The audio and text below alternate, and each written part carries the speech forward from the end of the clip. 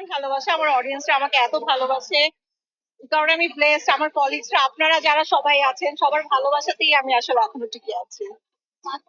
আর সবশেষে নতুন বছর নিয়ে একটু জানতে চাই, নতুন বছরের পরিকল্পনা কি?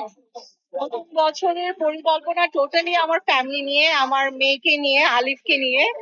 আমি আমার ফ্যামিলিকে নিয়ে থাকবো, নতুন বছরটা সুন্দর করে উদযাপন করবো। এন্ড সবাইকে বলবো অ্যাডভান্স হ্যাপি নিউ ইয়ার। আপনাদের সবাইকেও বলছি আর নতুন বছরটা সবার সুন্দর কাটুক। আমরা কিন্তু যারা স্টাডি, তারাও এই প্রজন্মের যারা স্টাডি, তারা ছোট থেকে তারা ফ্যাশনে বা তাদের ফ্যামিলি মেম্বার বা তাদের ছেলে মেয়েরা যারা আছে, family যারা স্টাডি, ছোট ছিল তাদেরকে অংশগ্রহণ করে কিরকম ইচ্ছা আছে?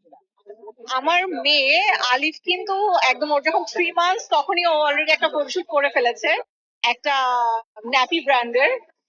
তো এখন আসলে জানি না, অনেক জায়গা থেকে অ্যাপ্রোচ করছে, দেখা যাক। আমি আসলে ওইভাবে ওকে দিয়ে কাজ করানোর মতো প্ল্যান করি। কাজ করবে কিনা বা কি? আমার আসলে কোনো সে নেই, ও যদি ইন্টারেস্টেড ফিল করে ডেফিনেটলি কাজ করবে। ইনপুট দিলে না না নতুন ঠিকানা অচিনপুর বলে দিয়েছি। Okay thank you so much, thank you, okay ভাইয়া thank you thank you so much, thank you সবাইকে। হ্যাঁ বলছি।